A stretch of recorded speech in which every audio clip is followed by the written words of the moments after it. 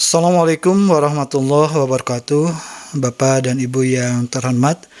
Pada kesempatan ini kita akan mencoba menyampaikan informasi tentang blended learning untuk pembelajaran tatap muka terbatas dan pembelajaran jarak jauh. Blended learning berasal dari kata blended dan learning. Blend artinya campuran dan learning artinya belajar. Blended learning menggabungkan pembelajaran tatap muka atau face-to-face di kelas dan pembelajaran daring atau online untuk meningkatkan pembelajaran mandiri secara aktif. Tujuan dari pembelajaran blended learning menurut Prajnana, yang pertama, membantu peserta didik untuk berkembang lebih baik dalam proses belajar sesuai dengan gaya belajar dan preferensi dalam belajar. Yang kedua, menyediakan peluang yang praktis realistis bagi pendidik dan peserta didik untuk pembelajaran secara mandiri, bermanfaat dan terus berkembang. Ketiga, peningkatan penjadwalan fleksibilitas bagi peserta didik dengan menggabungkan aspek terbaik dari tatap muka dan instruksi online. Keempat, kelas tatap muka dapat digunakan untuk melibatkan para peserta didik dalam pengalaman interaktif, sedangkan porsi online memberikan peserta didik dengan konten multimedia yang kaya akan pengetahuan pada setiap saat dan di mana saja selama peserta didik memiliki akses internet. Kelima, mengatasi masalah pembelajaran yang membutuhkan penyelesaian melalui penggunaan metode pembelajaran yang bervariasi.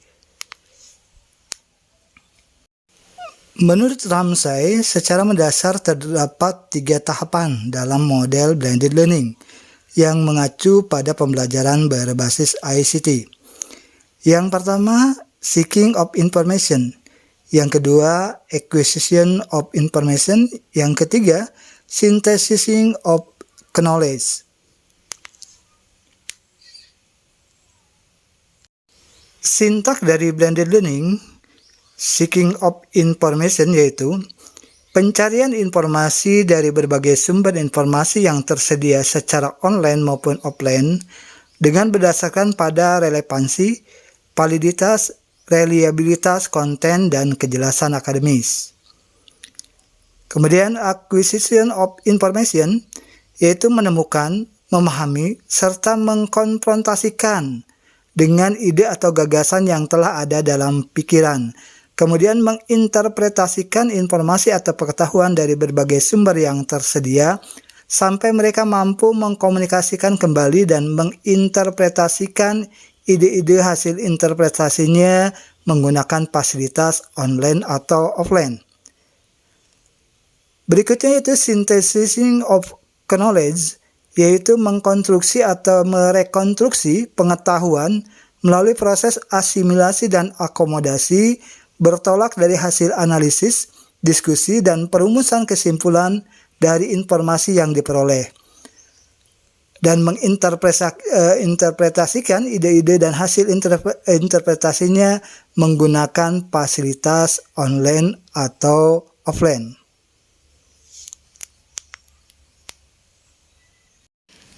Kelman menjelaskan ada 5 kunci untuk melaksanakan pembelajaran dengan blended learning. Yang pertama, live event atau pembelajaran tatap muka. Yang kedua, self-paced learning atau pembelajaran mandiri. Yang ketiga, kolaborasi. Yang keempat, assessment atau penilaian atau pengukuran hasil belajar. Yang kelima, performance support material atau dukungan bahan belajar. Kunci yang pertama, live event atau pembelajaran tatap muka. Pembelajaran langsung atau tatap muka secara sinkronus dalam waktu dan tempat yang sama ataupun waktu sama tetapi tempat berbeda. Pola pembelajaran langsung masih menjadi pola utama yang sering digunakan guru dalam mengajar. Pola pembelajaran ini perlu didesain sedemikian rupa untuk mencapai tujuan pembelajaran sesuai dengan kebutuhan siswa. Yang kedua, self-paced learning atau pembelajaran mandiri. Pembelajaran mandiri ini memungkinkan siswa dapat belajar kapan saja dan di mana saja secara daring atau online. Adapun konten pembelajaran perlu dirancang khusus, baik yang bersifat teks maupun multimedia, seperti video, animasi, simulasi, gambar, audio, atau kombinasi semuanya. Selain itu, pembelajaran mandiri juga dapat dikemas dalam bentuk buku, via web, via mobil, via streaming audio, maupun streaming video. Kunci yang ketiga, kolaborasi. Kolaborasi dalam pembelajaran blended learning dengan mengkombinasikan kolaborasi antara guru maupun kolaborasi antar siswa. Kolaborasi ini dapat dikemas melalui perangkat-perangkat komunikasi seperti forum, chatroom, diskusi, email, website, dan sebagainya. Dengan kolaborasi ini diharapkan dapat meningkatkan konstruksi pengetahuan maupun keterampilan dengan adanya interaksi sosial dengan orang lain. Kunci yang ketiga yaitu assessment atau penilaian atau pengukuran hasil belajar. Penilaian atau assessment ini merupakan langkah penting dalam pelaksanaan proses pembelajaran. Assessment dilakukan dengan tujuan untuk mengetahui seberapa jauh penguasaan kompetensi yang telah dikuasai oleh siswa. Selain itu, assessment juga bertujuan sebagai tindak lanjut guru dalam pelaksanaan pembelajaran. Adapun guru sebagai perancang pembelajaran harus mampu meramu kombinasi jenis assessment online dan offline, baik yang bersifat tes maupun non-tes. Kunci yang kelima, performance support material atau dukungan bahan belajar. Bahan belajar merupakan salah satu komponen penting dalam mendukung proses pembelajaran. Penggunaan bahan belajar akan menunjang kompetensi siswa dalam menguasai suatu materi. Dalam pembelajaran dengan blended learning, hendaknya dikemas dalam bentuk digital maupun cetak, sehingga dapat diakses oleh siswa atau peserta didik, baik secara offline maupun daring atau online. Penggunaan bahan belajar yang dikemas secara daring atau online sebaiknya juga mendukung aplikasi pembelajaran daring atau online. Pembelajaran blended learning mengkombinasikan atau mencampur antara pembelajaran face-to-face dan online dengan bantuan Information and Communication Technology atau ICT mempunyai kelebihan-kelebihan. Kelebihan-kelebihan tersebut menurut Iketut Widyara yaitu: pertama, penyampaian pembelajaran dapat dilaksanakan kapan saja dan di mana saja dengan memanfaatkan sistem jaringan internet. Yang kedua, peserta didik memiliki keleluasaan untuk mempelajari materi atau bahan ajar secara mandiri dengan memanfaatkan bahan ajar yang tersimpan secara online. Yang ketiga, kegiatan diskusi berlangsung secara online atau offline dan berlangsung di luar jam pembelajaran. Kegiatan diskusi berlangsung baik antara peserta didik dengan guru maupun antara peserta didik itu sendiri. Keempat, pengajar dapat mengelola dan mengontrol pembelajaran yang dilakukan siswa di luar jam pelajaran peserta didik.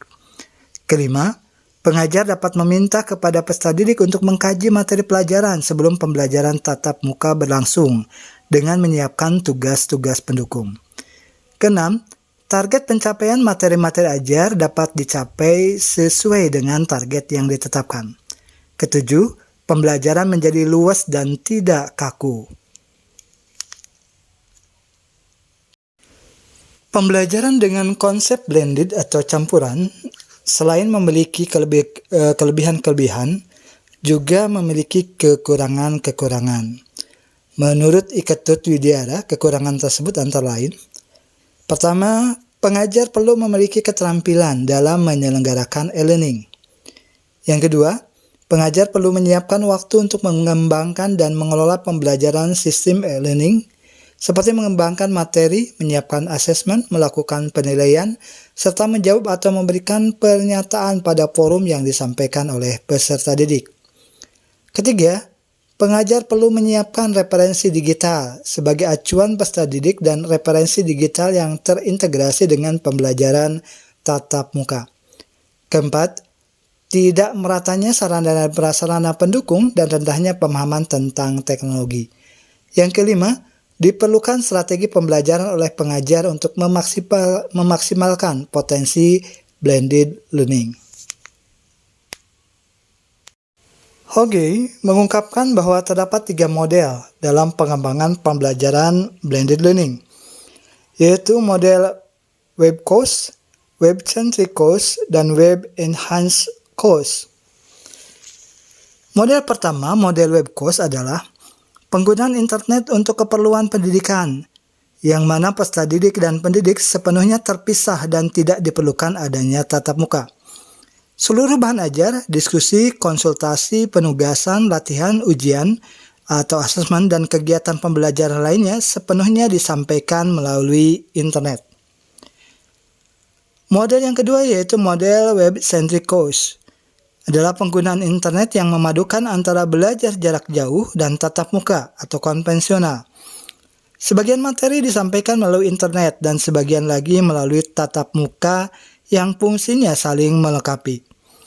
Dalam model ini, pendidik bisa memberikan petunjuk pada peserta didik untuk mempelajari materi pelajaran melalui web yang telah dibuatnya. Peserta didik juga diberikan arahan untuk mencari sumber lain dari situs-situs yang relevan. Dalam tatap muka, peserta didik dan pendidik lebih banyak diskusi tentang temuan materi yang telah dipelajari melalui internet tersebut. Model yang ketiga, model Web Enhanced Course, adalah pemanfaatan internet untuk menunjang peningkatan kualitas pembelajaran yang dilakukan di kelas. Oleh karena itu, peran pendidik dalam hal ini dituntut untuk menguasai teknik mencari informasi di internet, menyajikan materi melalui web yang menarik dan diminati, melayani bimbingan dan komunikasi melalui internet, dan kecakapan lain yang diperlukan. Berkaitan dengan komposisi waktu alokasi blended learning, menurut Walid Abdullah, komposisi blended learning yang sering digunakan yaitu dengan pola 50-50. Dalam alokasi waktu yang tersedia 50% tatap muka, 50% pembelajaran online. Ada pula yang menggunakan pola 75/25. Artinya 75% pertemuan tatap muka, 25% pembelajaran online. Dan ada juga yang menerapkan 25/75. Maksudnya 25% menggunakan pembelajaran tatap muka dan 75% menggunakan pembelajaran online. Dalam penggunaan pola tersebut tergantung dari analisis kompetensi yang dibutuhkan, tujuan mata pelajaran, karakteristik belajar, karakteristik dan kemampuan pembelajar, dan sumber daya yang tersedia. Sekaitan dengan konsep pembelajaran blended learning di atas, berikut adalah strategi pembelajaran pada masa pandemi COVID-19 yang merujuk pada panduan penyelenggaraan pembelajaran PAUD Dikdasmen di masa pandemi COVID-19 tahun 2021 ini. Menentukan strategi pembelajaran. Sesuai dengan SKB 4 Menteri, orang tua atau wali diberi kebebasan untuk memilih apakah menyetujui peserta didik untuk melakukan pembelajaran tatap muka terbatas atau tetap melanjutkan pembelajaran secara jarak jauh. Jika semua orang tua mengizinkan peserta didiknya mengikuti pembelajaran tatap muka terbatas, Kepala Satuan Pendidikan menentukan strategi pembelajaran campuran. Sebaliknya, jika orang tua atau wali yang tidak mengizinkan peserta didik mengikuti pembelajaran tatap muka terbatas, Kepala Satuan Pendidikan menyediakan pilihan pembelajaran jarak jauh. Ilustrasinya, apakah semua orang tua setuju mengirim anak mengikuti pembelajaran tatap muka terbatas? Bila jawabannya ya, maka pengelolaan dan jadwal pembelajaran campuran di satuan pendidikan. Berikutnya, rencana dan jadwal pembelajaran campuran dilakukan di kelas atau oleh setiap mata pelajaran. Apakah semua orang tua setuju mengirim anak mengikuti pembelajaran tatap muka terbatas? Jika jawabannya tidak, maka pengelolaan dan jadwal pembelajaran campuran dan pembelajaran jarak jauh di satuan pendidikan. Rekomendasi dan strategi pembelajaran ini berisi Rekomendasi strategi pembelajaran tatap muka terbatas. Rekomendasi strategi pembelajaran jarak jauh. Rekomendasi metode pembelajaran jarak jauh. Rekomendasi alur pembelajaran. Rekomendasi strategi pembelajaran tatap muka terbatas ini berisi hal tentang yang pertama, praktik. Praktik di sini adalah menerapkan suatu pemahaman dalam bentuk tindakan nyata untuk mengembangkan kompetensi peserta didik. Kemudian diskusi, mencari solusi atau jawaban terhadap suatu pertanyaan yang diberikan dalam kelompok untuk mengembangkan kemampuan berpikir peserta didik.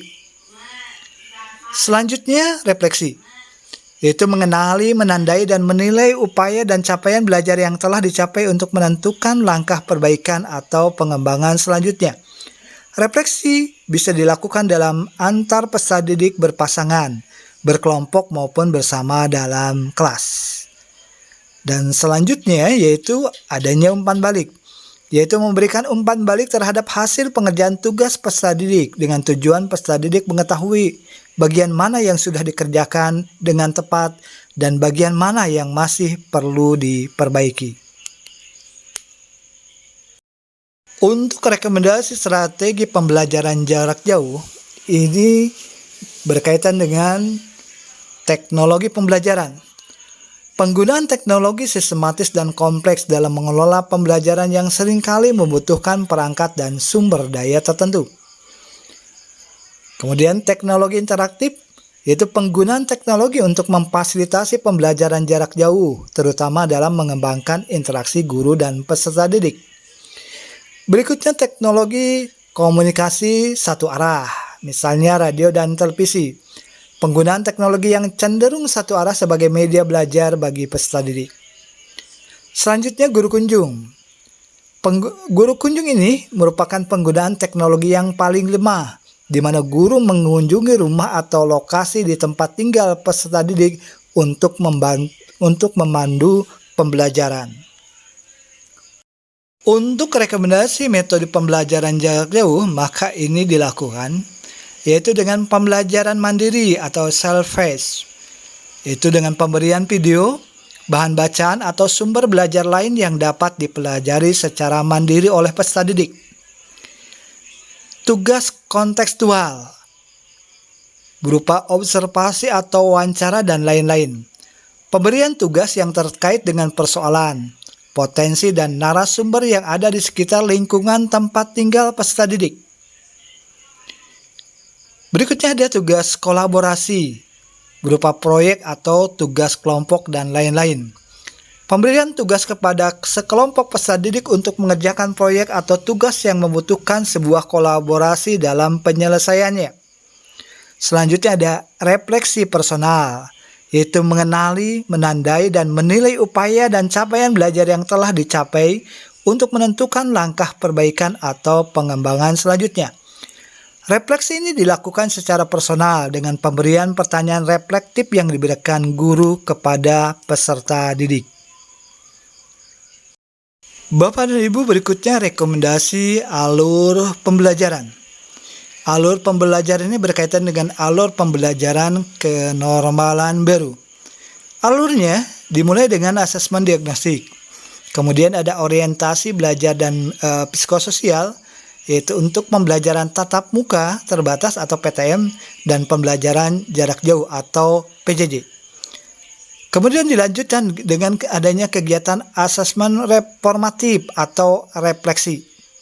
Selanjutnya dilakukan perbaikan atau pengayaan pembelajaran tatap muka terbatas atau PM atau perbaikan atau pengayaan pembelajaran jarak jauh atau PJJ. Kegiatan kemudian dilanjutkan atau diakhiri dengan kegiatan asesmen sumatif. Berkaitan dengan rekomendasi alur pembelajaran tadi, dapat disampaikan hal-hal sebagai berikut. Pertama, tentang asesmen diagnosis. Asesmen diagnosis ini yaitu asesmen yang dilakukan sebelum pembelajaran untuk mengetahui kondisi psikososial dan penguasaan pelajaran oleh peserta didik sebagai dasar bagi guru dalam melakukan penyesuaian tujuan asesmen dan strategi pembelajaran. Asesmen diagnostik disarankan dilakukan dalam bentuk sederhana, tidak berisiko dan tidak menentukan nilai akhir peserta didik. Berikutnya orientasi kesiapan belajar dan psikososial, yaitu upaya yang dilakukan guru melalui sejumlah aktivitas yang bertujuan untuk membangun kesiapan psikososial peserta didik, menumbuhkan minat belajar, dan memahami tujuan pembelajaran yang akan dicapai sehingga peserta didik siap melakukan pembelajaran.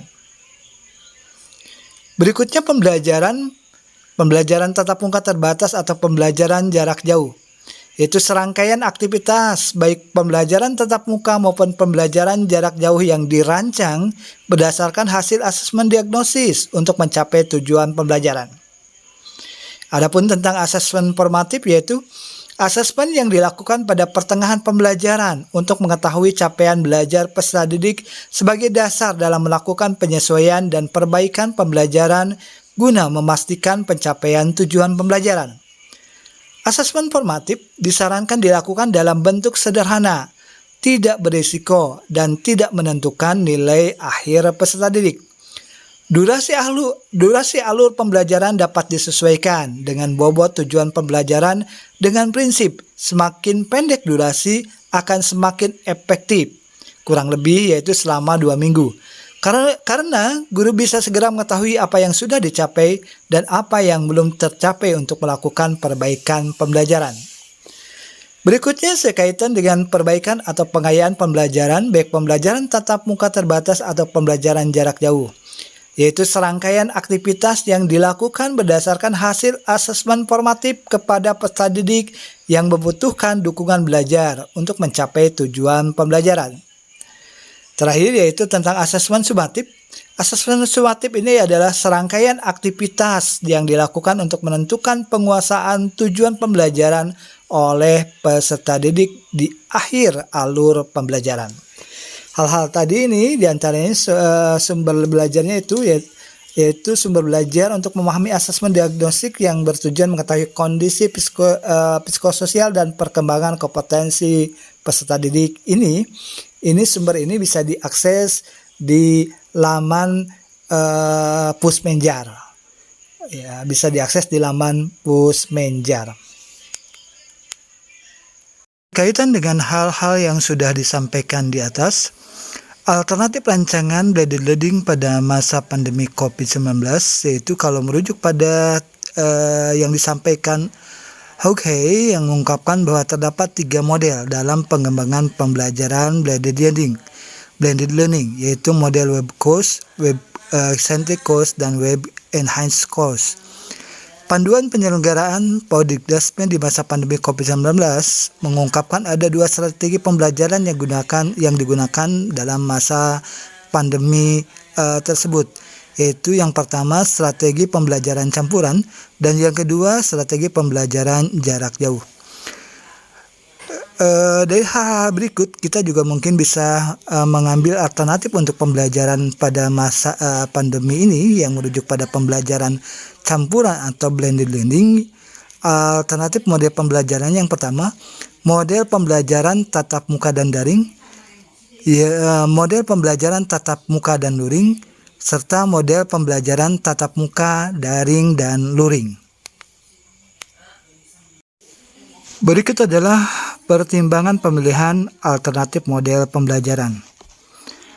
Alternatif yang pertama yaitu model pembelajaran tatap muka dan daring. Pertimbangannya ini diantaranya bila fasilitas IT atau handphone atau lainnya, jaringan dan kuota internetnya bagus. Alternatif yang kedua yaitu menggunakan model pembelajaran tatap muka dan luring, yaitu pertimbangannya diantaranya fasilitas, jaringan, dan kuota internetnya mungkin bermasalah atau sangat bermasalah. Alternatif yang ketiga, model pembelajaran tatap muka, daring, dan luring, itu pertimbangannya diantaranya jaringannya bagus, fasilitas cukup, kuota mungkin baik, tapi ada kemungkinan juga kuotanya bermasalah. Kemudian juga menyesuaikan dengan kebutuhan pembelajaran. Tiga model pembelajaran alternatif. Model yang pertama yaitu model pembelajaran tatap muka dan daring adalah penggunaan internet yang memadukan antara belajar jarak jauh daring dan tatap muka atau konvensional. Dalam model ini, pendidik bisa memberikan petunjuk pada peserta didik untuk mempelajari materi pelajaran melalui web yang telah dibuat. Peserta didik juga diberikan arahan untuk mencari sumber lain dari situs-situs yang relevan. Dalam tatap muka, peserta didik dan pendidik dapat memilih kegiatan pembelajaran dalam bentuk praktik, diskusi, refleksi, umpan balik, atau kegiatan lainnya sesuai dengan kompetensi yang akan dicapai. Dalam kegiatan daring, peserta didik memanfaatkan kegiatan pembelajaran secara online, baik sinkronus maupun asinkronus sesuai dengan kompetensi yang akan dicapai. Model yang kedua, model pembelajaran tatap muka dan luring adalah penggunaan media pembelajaran luring seperti modul belajar mandiri, buku, diktat, lembar kerja peserta didik, bahan ajar cetak, alat peraga dan media belajar dari benda dan lingkungan sekitar yang memadukan antara belajar jarak jauh jarak jauh luring dan tatap muka konvensional. Sebagian melalui media pembelajaran luring dan sebagian lagi melalui tatap muka yang fungsinya saling melengkapi. Pembelajaran melalui media luring berupa aktivitas pembelajaran mandiri, tugas kontekstual, tugas kolaborasi, refleksi personal atau aktivitas lainnya. Dalam tatap muka, peserta didik dan pendidik dapat memilih kegiatan pembelajaran dalam bentuk praktik, diskusi, refleksi, umpan balik atau kegiatan lainnya sesuai dengan kompetensi yang akan dicapai. Model ketiga yaitu model pembelajaran tatap muka, daring dan luring adalah penggunaan internet dan media pembelajaran luring yang memadukan antara belajar jarak jauh daring, belajar jarak jauh luring, dan tatap muka konvensional. Sebagian materi disampaikan melalui internet, sebagian melalui media luring, dan sebagian lagi melalui tatap muka yang fungsinya saling melengkapi.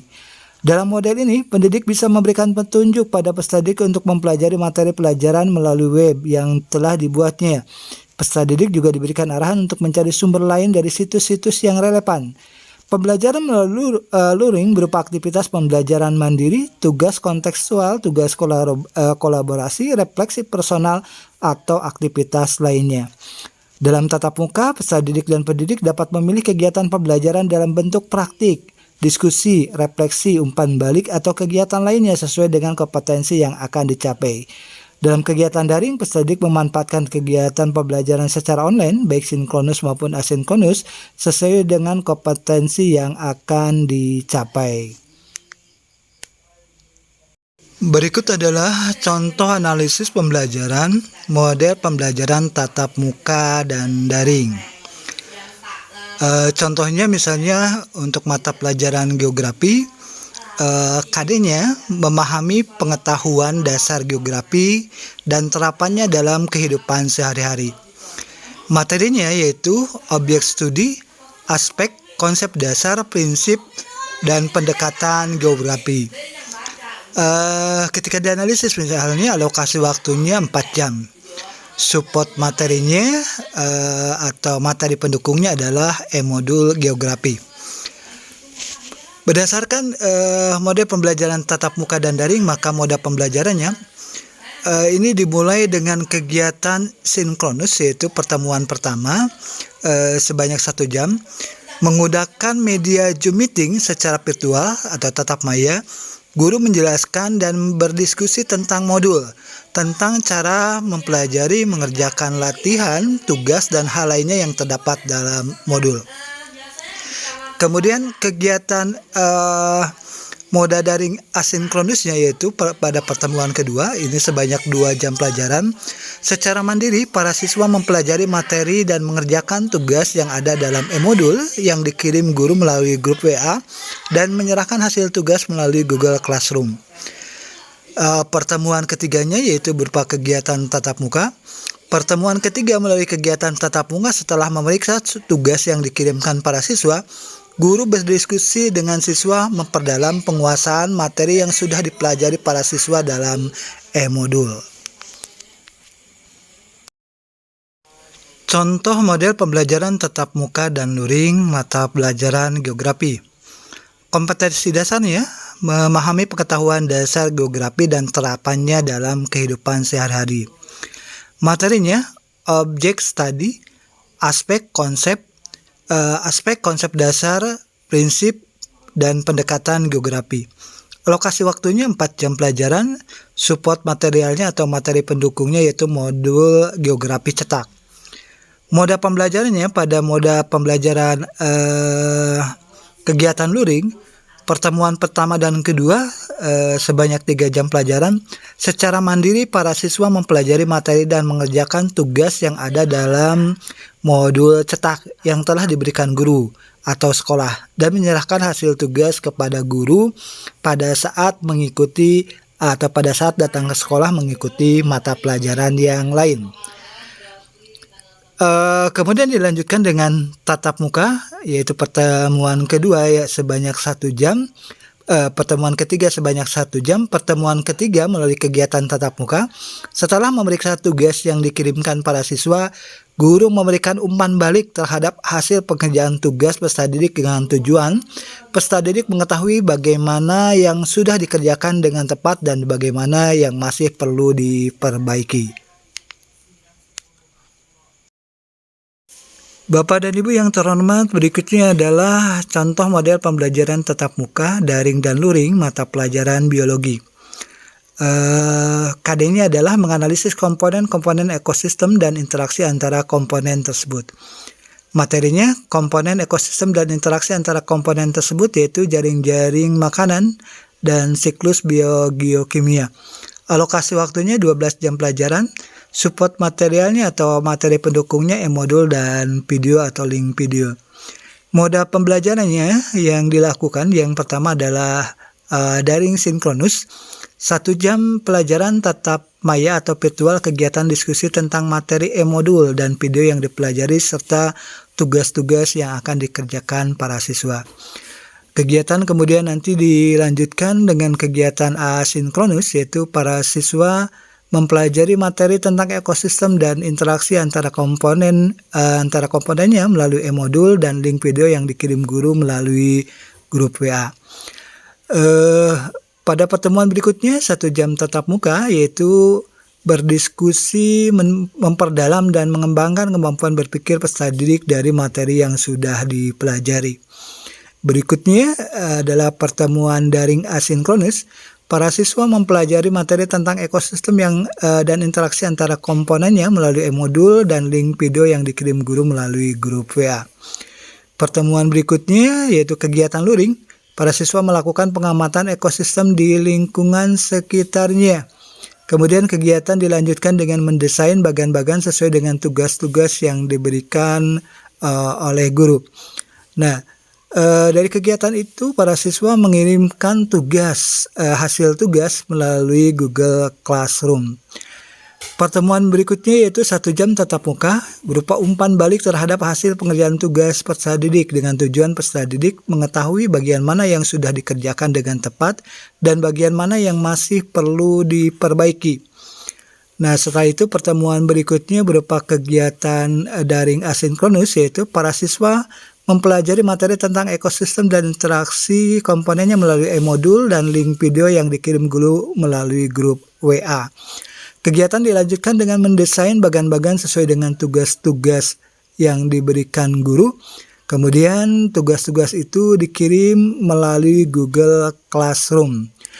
Nah, pada kegiatan berikutnya yaitu kegiatan tatap muka, 1 jam tatap muka berupa kegiatan refleksi, mengenali, menandai, dan menilai upaya dan capaian belajar yang telah dicapai untuk menentukan langkah perbaikan atau pengembangan selanjutnya. Refleksi bisa dilakukan antar peserta didik, berpasangan, berkelompok, maupun bersama dalam kelas. Nah, kegiatan berikutnya yaitu dilanjutkan dengan kegiatan luring. Para siswa mendesain bagan-bagan sesuai dengan tugas yang diberikan. Nah, kegiatan kemudian dilanjutkan dengan mengirim tugas melalui Google Classroom dan diakhiri dengan kegiatan berikutnya itu 1 jam tatap maya atau virtual berupa kegiatan umpan balik gitu ya, berupa kegiatan umpan balik terhadap hasil pengerjaan tugas-tugas, mungkin dari tugas pertama sampai terakhir yang dikerjakan oleh peserta didik, dengan tujuan peserta didik mengetahui bagian mana yang sudah dikerjakan dengan tepat dan bagian mana yang masih perlu diperbaiki. Bapak dan Ibu yang terhormat, sekaitan dengan model-model pembelajaran tadi, Bapak dan Ibu diharapkan meramu urutan-urutan kegiatannya. Pada model pembelajaran tatap muka dan pembelajaran jarak jauh daring, diharapkan Bapak dan Ibu meramu urutan antara kegiatan sinkronus, asinkronus, dan tatap muka. Pada model pembelajaran tatap muka dan pembelajaran jarak jauh luring, diharapkan Bapak dan Ibu meramu urutan kegiatan luring dan tatap muka. Pada pemilihan model pembelajaran tatap muka, PJJ daring dan PJJ luring, diharapkan Bapak dan Ibu meramu antara urutan kegiatan sinkronus, luring, asinkronus, dan pembelajaran tatap muka. Untuk alokasi waktu Bapak dan Ibu, alokasi waktu disesuaikan oleh Bapak dan Ibu berdasarkan hasil analisis KD dan capaian KD berdasarkan kurikulum yang dipilih oleh sekolah. Bapak dan Ibu menyesuaikan kurikulum pada masa pandemi, yaitu sekolah memilih antara kurikulum 2013 seperti halnya yang dilaksanakan pada kondisi sebelumnya, atau memilih kurikulum yang KI dan KD-nya berdasarkan keputusan Kepala Balitbang dan Perbukuan nomor 18/H/KR/2020, atau Bapak dan Ibu menggunakan kurikulum yang dipilih sekolah, yaitu kurikulum mandiri. Agar tidak terjadi beban bagi peserta didik dan kegiatan pembelajaran yang dilakukan peserta didik tidak menumpuk pada hari yang sama, sementara hari lainnya kosong, sebaiknya kegiatan tatap muka, daring baik sinkronus ataupun asinkronus maupun luring dijadwal oleh sekolah. Untuk siswa yang tidak diizinkan mengikuti kegiatan pembelajaran tatap muka, sekolah diharapkan memfasilitasi kegiatan belajar siswanya melalui kegiatan pembelajaran jarak jauh, baik melalui kegiatan pembelajaran jarak jauh daring, luring, atau kombinasi antara daring dengan luring. Bapak dan Ibu yang terhormat, hal-hal yang disampaikan tadi informasinya yaitu bersumber dari Panduan Penyelenggaraan Pembelajaran PAUD Dikdasmen di masa pandemi COVID-19, yaitu pembelajaran untuk tahun 2021 ini. Kemudian bersumber dari Keputusan Menteri Pendidikan dan Kebudayaan nomor 719/P/2020 tentang pedoman pelaksanaan kurikulum pada satuan pendidikan dalam kondisi khusus, serta beberapa informasi yang diambil dari internet, diantaranya informasi yang diambil dari buku model Blended Learning yang ditulis oleh Nulian Nasution dan kawan-kawan yang diterbitkan oleh penerbit Unilag Press tahun 2029. Nah, ini di download materinya pada tanggal 22 Agustus tahun 2021. Sumber lain yaitu yang bersumber dari internet itu adalah tulisan Wali Abdullah yang berjudul Model Blended Learning dalam Meningkatkan Efektivitas Pembelajaran. Kemudian tulisan I. Ketut Widiara yang berjudul Blended Learning sebagai alternatif pembelajaran di era digital, dan tulisan Yani Handarita yang berjudul Model Pembelajaran Blended Learning dengan Media Blog. Bapak dan Ibu yang terhormat, demikian informasi tentang blended learning untuk pembelajaran tatap muka dan pembelajaran jarak jauh pada masa pandemi COVID-19 ini. Semoga informasi yang diberikan bermanfaat dan bisa menginspirasi Bapak dan Ibu untuk melakukan proses pembelajaran yang dibutuhkan saat ini, sehingga pembelajaran itu dapat lebih bermakna dan lebih menggunakan waktu dengan lebih efisien. Terima kasih Bapak dan Ibu atas perhatiannya. Mohon maaf bila ada salah dan keliru. Billahi taufiq wal hidayah. Wassalamualaikum warahmatullahi wabarakatuh.